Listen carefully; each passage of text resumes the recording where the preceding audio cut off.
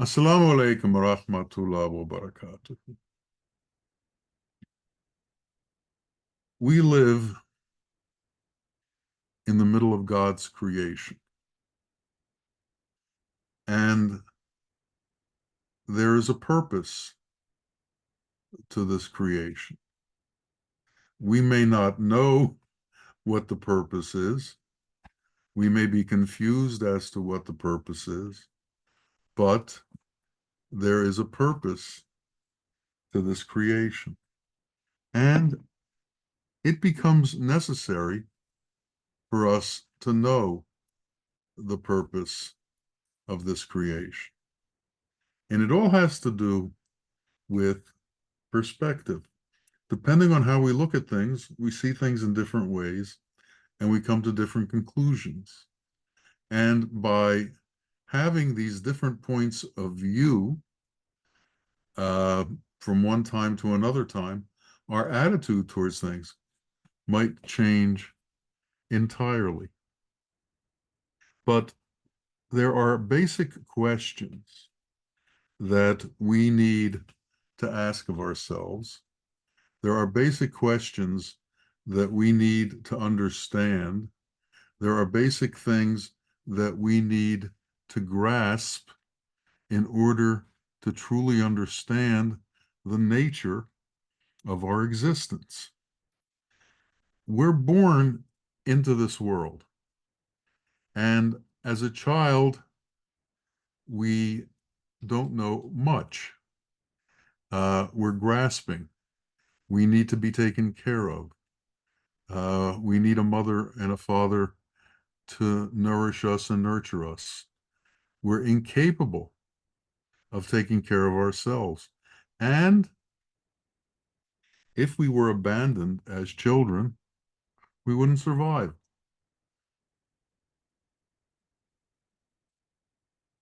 We're not made that way. We're made to be nourished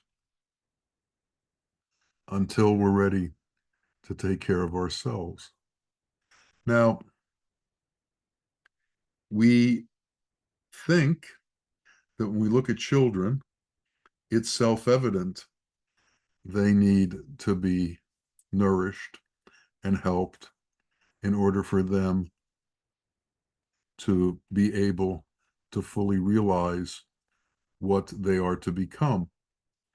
But as adults, we also have to realize that we still need to be nourished and protected and maintained in order to come to the point that we are supposed to come to as adults. It's not as self-evident, but if we truly understood the nature of existence, we would understand that it is profoundly evident, because dependent on our relationship to our Creator and our own sense of egocentric self and our own sense of surrender to that which controls all, we end up in different states of contemplation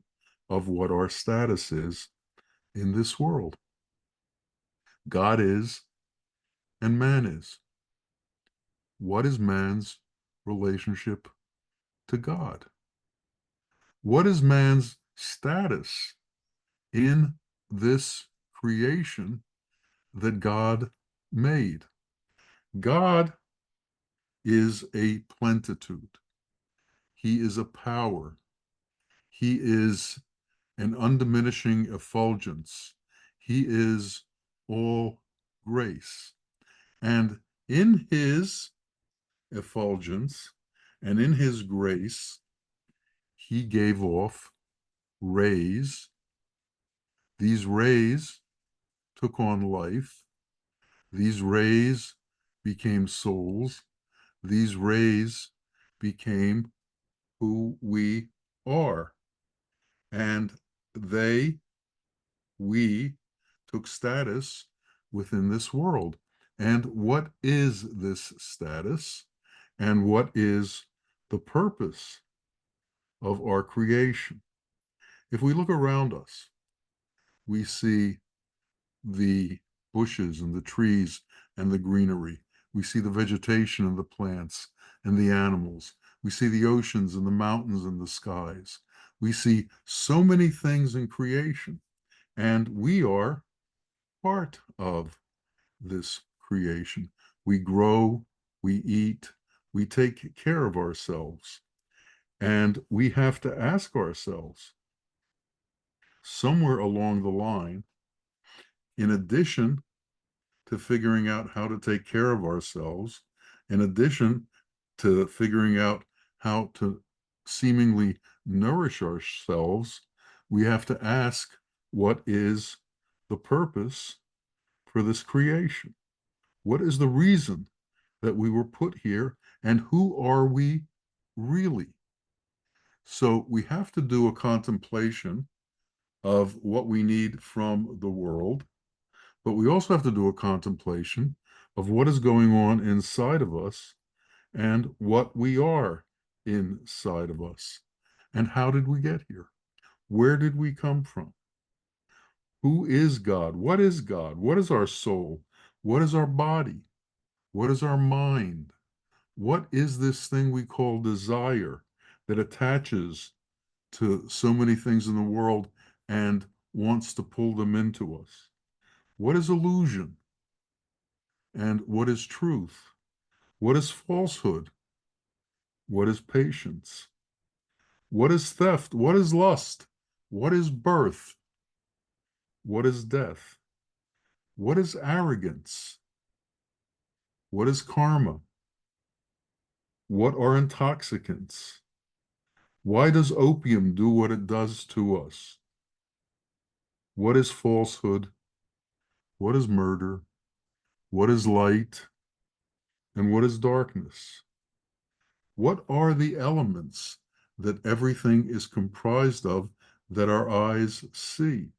And how is the soul different than the elements? What is egoism? What are the religions? What is the Bible? What is the Quran? Where did the scriptures come from? How did they come to exist? What is God and what is man?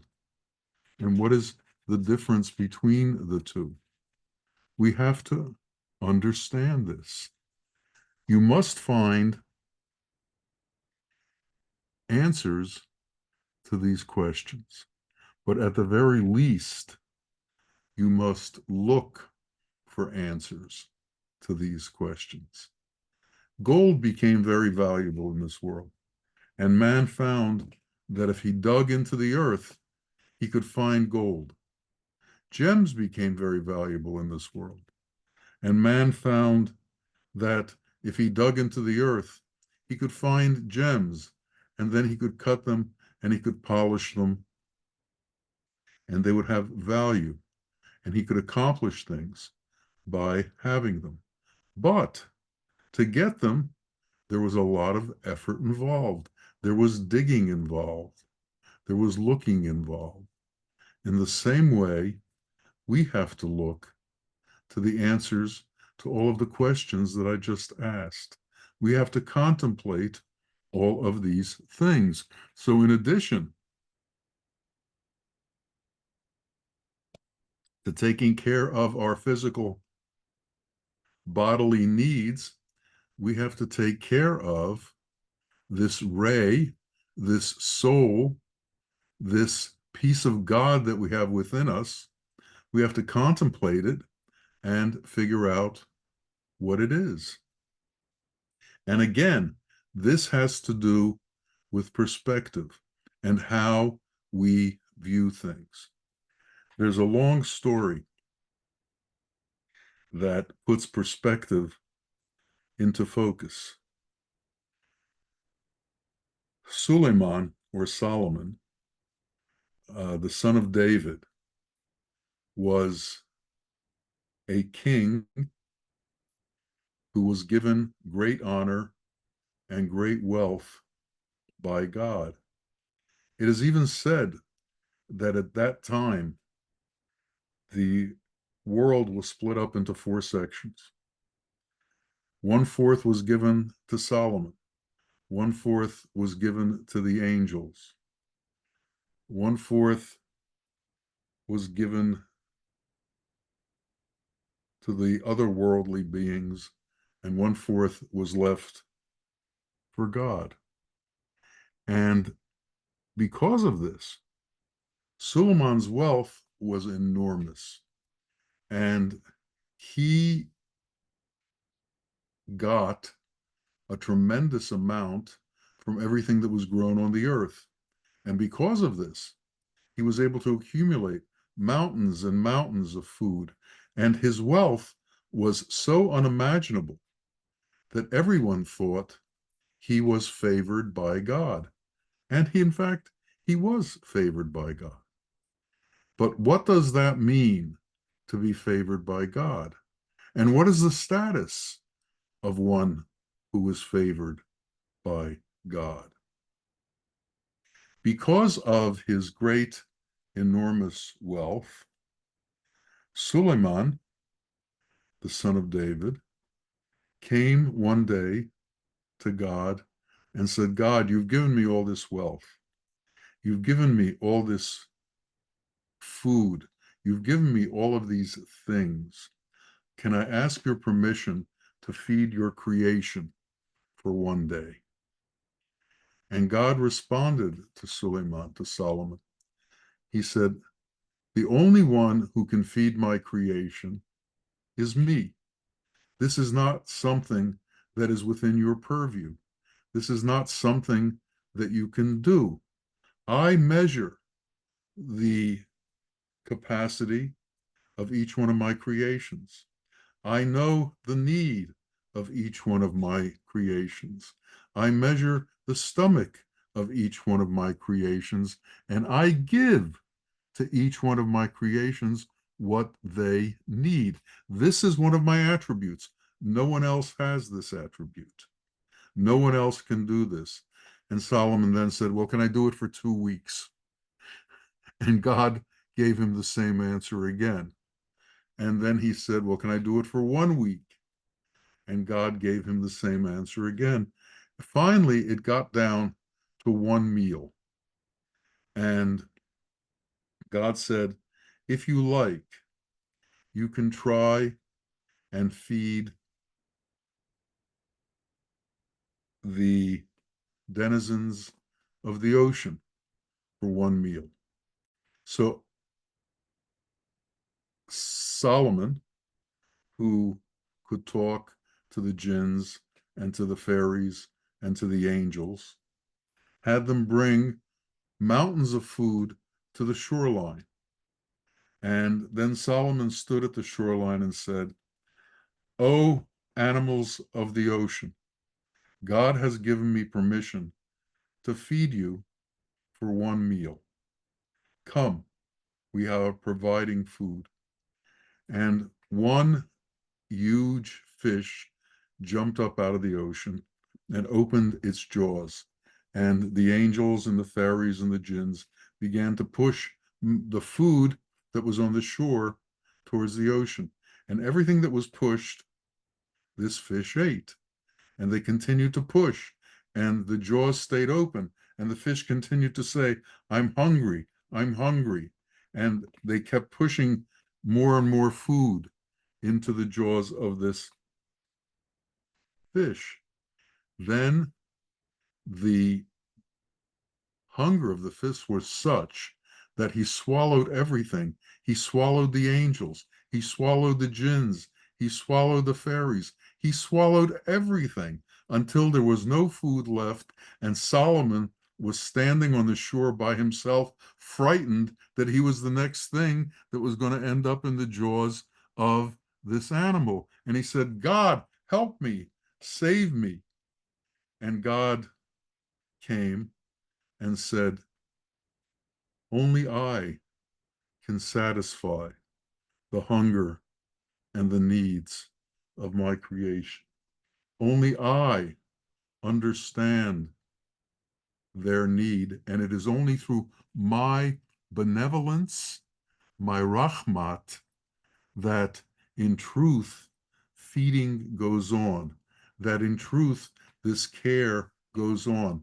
And a particle of a particle of a particle of an atom came from the heaven and dropped into the fish's mouth, and the fish was satisfied.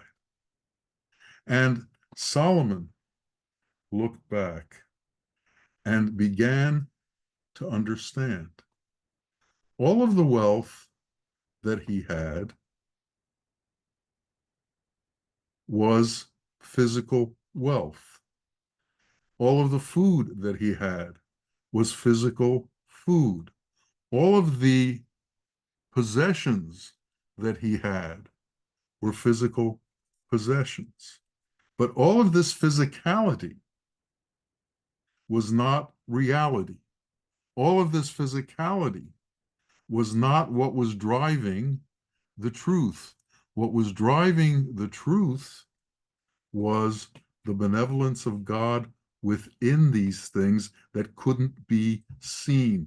The benevolence of God that made this entire creation, the kindness of God, the goodness of God that created everything was within that which he was feeding the world with. To our eyes, we see physicality, but it isn't the physicality that's actually satisfying us.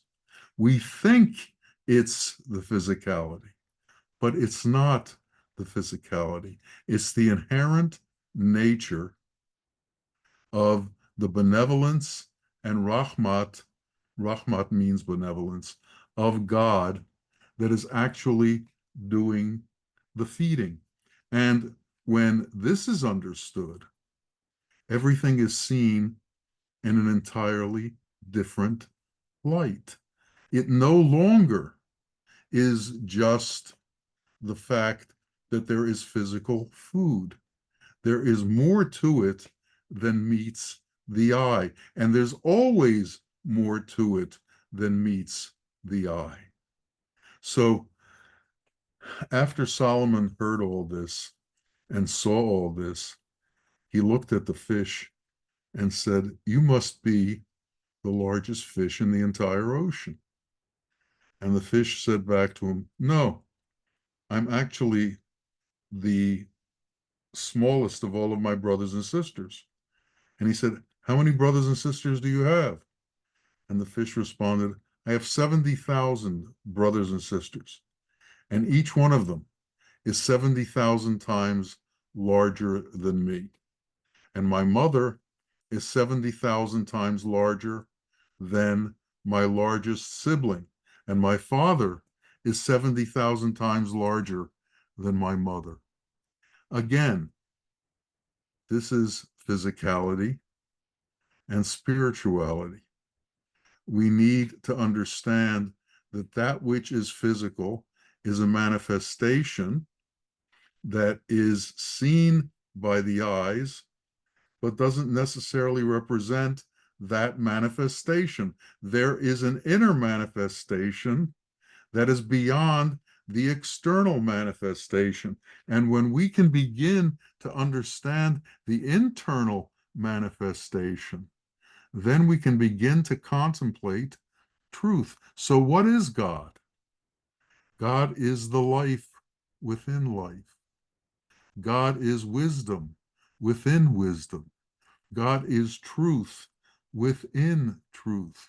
God is knowledge within knowledge. God is grace within grace. He is at the core of all that is positive. He is at the core of all that maintains and sustains this world.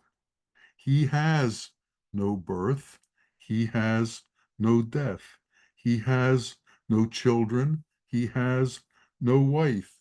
He has no beginning. He has no end. He has no destruction. He has no home.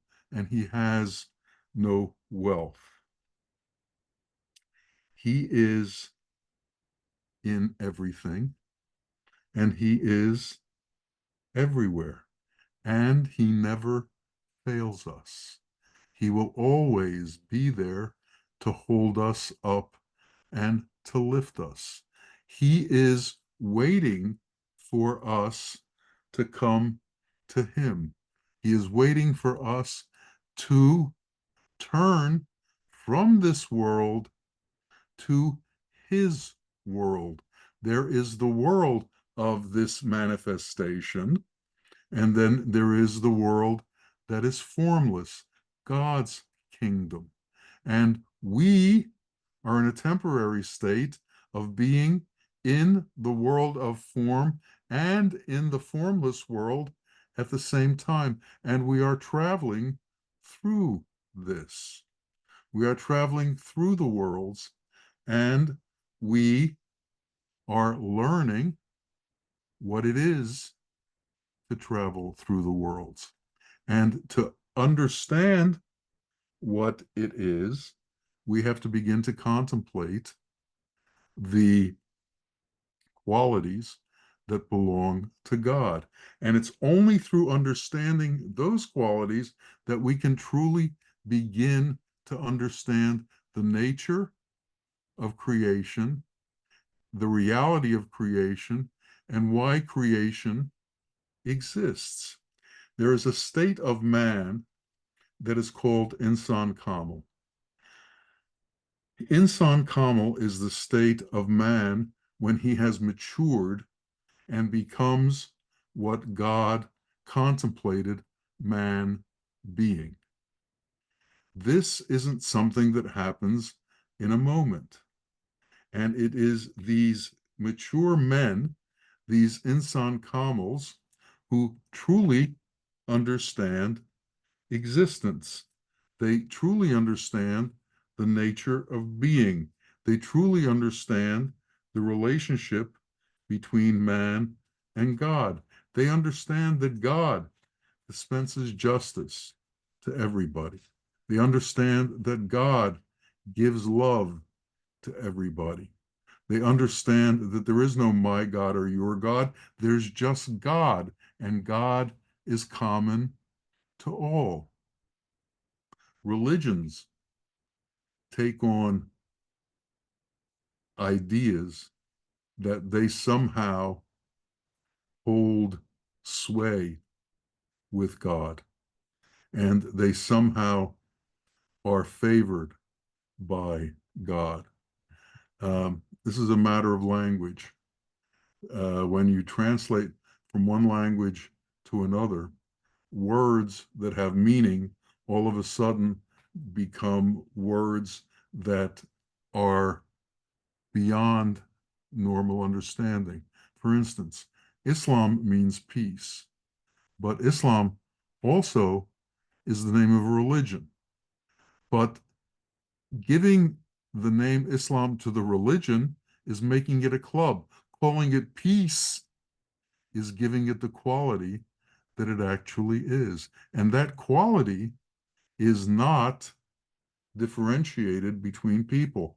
That quality is universal. So the religion becomes universal towards all, no matter what their religion is.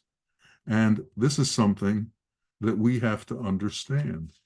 This is something that we have to come to grips with, because if we don't, then we will be caught in differences. We will be caught in separations. We will be caught outside of unity. And being outside of unity separates us from the truth.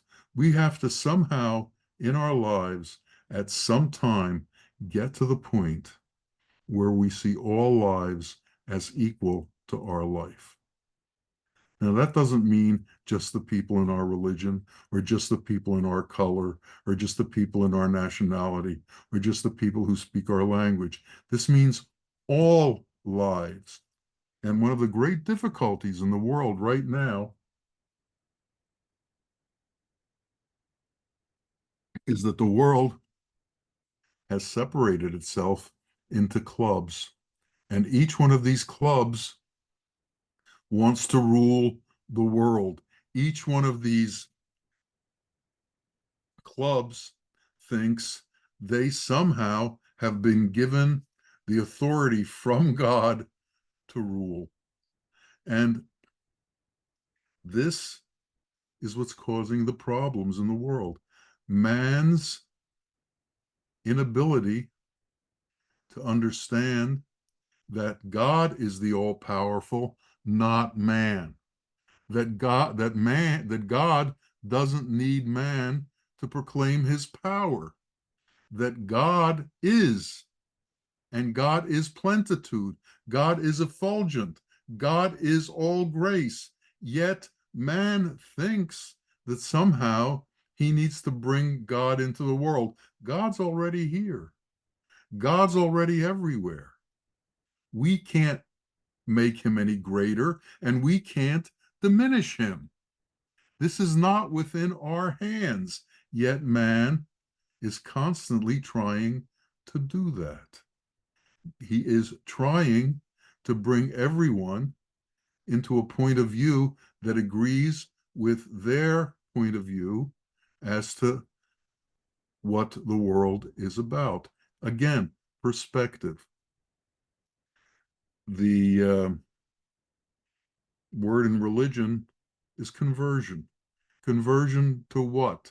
Conversion to a perspective as to the way things are supposed to be. Now, this perspective is not God's perspective, it's man's perspective.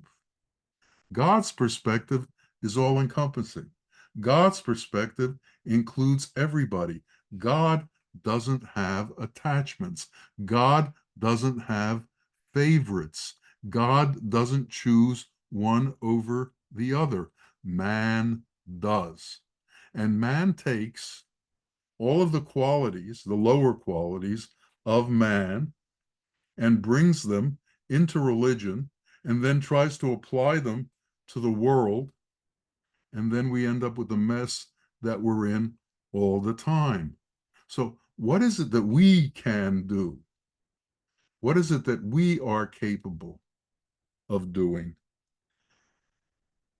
We have to turn and look at ourselves. But how does this happen? And what is the process? There are great oceans in this world. And in these oceans are life forms. And these oceans are full of salt. It's salt water. And the life forms that are in these oceans live in salt water. And if you were to take some of these saltwater living life forms and put them into pure water, water without salt, the kind of water that's in a lake or a river, they would die. They can't live outside of the salt. So if you were going to try and take one of these fish and bring it into pure water, it would be something that you'd have to do very gradually. Slowly, you would bring pure water into that fish's life. And over time, you may be able to have some of these fish live in pure water. Well, it's the same with man. There are two worlds that man can live in. He can live in the world of the body, which is the salt world, or he can live in the world of purity. But to get him out of the salt water body into the body of purity is not something that can happen in an instant. His entire life has been lived in the body. And to tell him that another life exists beyond the life in the body is a perspective that's really difficult to comprehend. So this has to be done very slowly. And it also has to be done by an expert. And who's the expert? The sheikh is the expert. And what does this expert do? He gives of himself, of his time, of his effort to alter man from a body life to a godly life. And this happens very, very slowly. It said it takes at least 12 years. And for us to be able to change from this body life into this life of understanding the soul, knowing the soul, and understanding the kingdom of God, which is a kingdom without form, takes a change in perspective. Because if everything we see has to do with form, and everything we see is measured by form, then we are living our life attached to form and to all of the things that form implies. And what form implies is temporary manifestation that dissipates over time and disappears. And if we attach ourselves to things that dissipate over time and disappear, we are contemplating our own death. If we can be altered to the state that is beyond form, then we can die before dying. Then we can die to the world, but not die to truth. But if all we know is the body, then death is death, and the result is to be reborn into these same bodies again and to relive this form life over and over and over, as opposed to escaping from this life of form into the life of non-form, into the life of God's qualities, into the life of truth, into the life of reality, into the everlasting life that doesn't dissipate, that doesn't disappear, that stays eternal, that is of a transcendent nature that can't be understood while we are in the form life. A saltwater fish cannot understand what it's like to live in pure water. And we, enveloped in the body life, can't understand what it's like to live a life without a body. So we need to look for a teacher who can bring about this transformation. And if we find such a teacher, this is a gift from God. This means you've been favored by God because he has put you on the path towards him. He has put you on the path towards knowing reality. He has put you on the path towards knowing the truth. He has put you on the path to being able to know him. And this is a great gift. This is the greatest gift that can be given to you within this universe. Now, just like Solomon, when he was looked at by man, thought he was wealthy because of all that he had of a physical nature, the truth is that wasn't where his wealth was. His wealth is in his ability to speak with God. His wealth was within his ability to understand truth. His wealth was that when God explained things to him, he took them in and accepted them. And this is what we have to do within this life. We have to accept certain things as true, and we have to hold on to them, just as we have to hold on to the words of the Sheikh as he teaches us to move from one place to another. An oyster smells, but an oyster produces pearls, which are of great value and of great beauty. But while the oyster is producing this pearl, it attaches itself to a rock and sits there until this pearl is produced.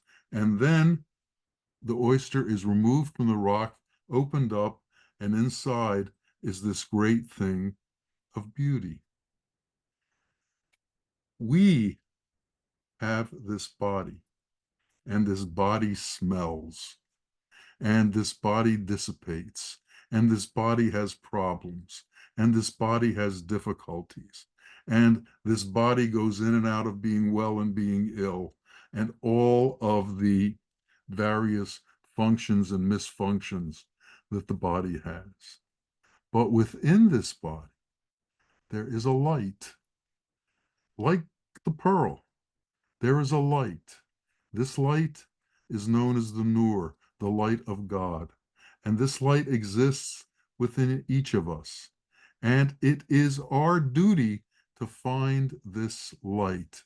And this light is found through the aid of the Sheikh.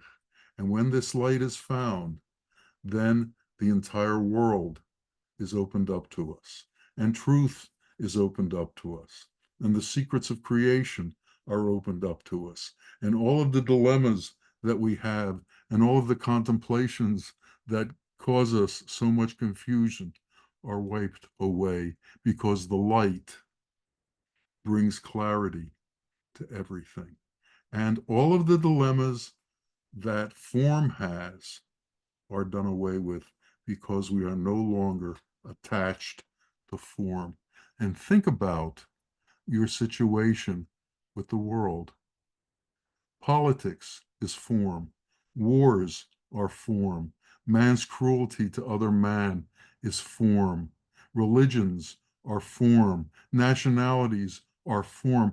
All of these things are form. And if you can live a life that is beyond form, if you can contemplate a life that is enmeshed in light, that is formless, your whole perspective on existence changes, and your point of view as to the world changes. So we need to accept that this world exists. We have to have the faith, the certitude, and the determination that this light world exists. And we have to have the faith, certitude, and determination that God wants us to know about this light world and will make it available to us. So we need to know patience. We need to know how to sit and be still while the transformation takes place. We need to be able to contemplate the fact that this will take place, and we have to have the faith that God is doing everything on our behalf. It's said, if you contemplate God for an instant, he will contemplate you for 50 instances. If you think about him once, he will think about you 50 times. If you take a step towards him once, he will take 50 steps towards you. So we need to change our perspective to a godly perspective. We need to bring the goodness into our existence. We need to bring the kindness into our existence. We need to bring love into our existence. And this has to be the core of who we are. And as love grows, as kindness grows, as goodness grows, so will our transcendence. And as we become closer to reality, our transcendence grows and grows as we become closer to God. And then we become a pearl in his crown, which essentially means we begin to merge with him. And this is the truth of our path. And anything else is other than reality. This is reality. Reality is without form. Hak is without form. Truth is without form. And when we bring form into it, all of the attachments that come with form are brought into play in the same way as people treat their own children different than anybody else. They treat form and their attachments to form differently. When there's no form, these attachments fall away because form is not there. And that stage, in that transcendence, the only things that exist are God's qualities.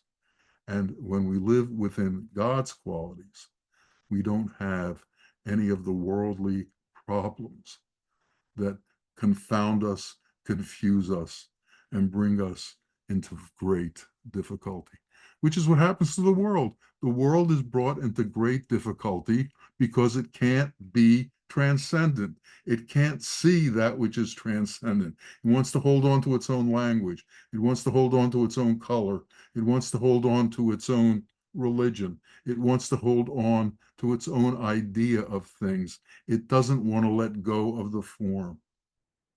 And until that happens, the state of the world is going to be the state of the world.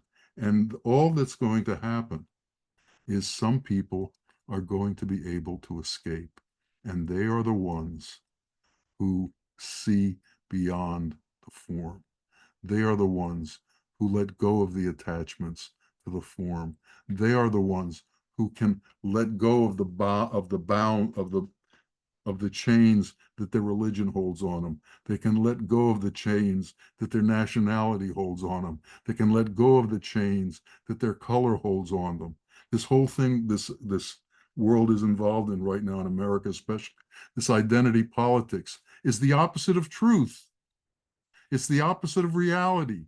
Everybody wants to be classified and then make that classification the most important classification and the one they work for. When can we let go of all of it and enter into the phase called humanity and understand that all men are, in fact, equal in God's eyes, and God doesn't have favorites?